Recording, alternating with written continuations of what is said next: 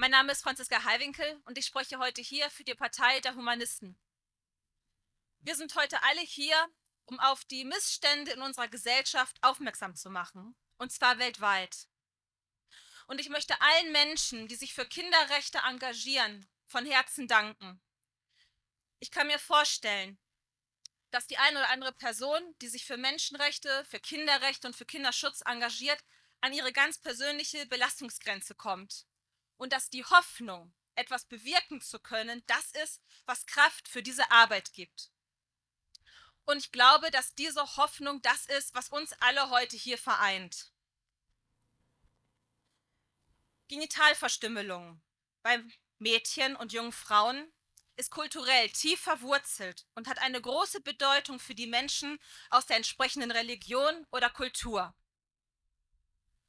Ihr Recht auf körperliche Unversehrtheit und Menschenwürde stellen wir überhaupt nicht in Frage. Diesem Recht schreiben wir einen viel höheren Stellenwert zu, als den Religionen oder Kulturen, die diese Praktiken fordern. Ich frage mich, warum gelingt uns das nicht bei allen Kindern? Warum sind Jungs, männliche Kinder, von diesem Schutz explizit ausgeschlossen und das weltweit? Bei der Gesetzgebung vor 13 Jahren wurde das Kindeswohl komplett ignoriert, während religiöse Forderungen unveräußerliche Grundrechte zerschlagen haben. Dabei gibt es viele Gemeinsamkeiten der männlichen und weiblichen Genitalverstümmelung. Die Eingriffe erfolgen ohne Einwilligung und oft gegen den Willen der Kinder. In beiden Fällen werden die Eingriffe aufgrund von religiöser oder kultureller Forderung durchgeführt.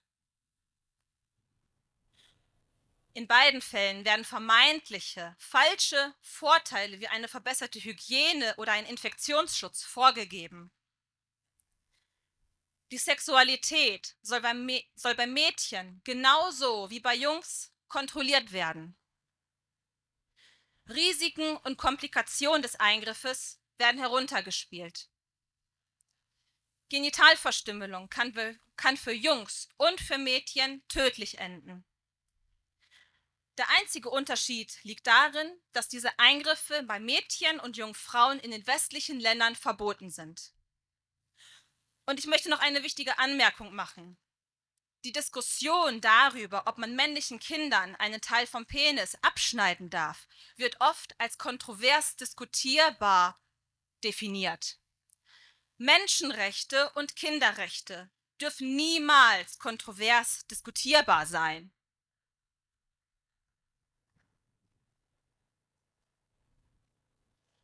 Die Partei der Humanisten fordert die Abschaffung des Paragraphen 1631d des Bürgerlichen Gesetzbuches und die Umformulierung des Paragraphen 226a des Strafgesetzbuches auf alle Geschlechter. Der Paragraph 226a des Strafgesetzbuches stellt nämlich weibliche Genitalverstümmelung unter Strafe. Wir fordern die Gleichstellung aller Menschen, unabhängig ihrer genitalen Ausstattung. Dankeschön.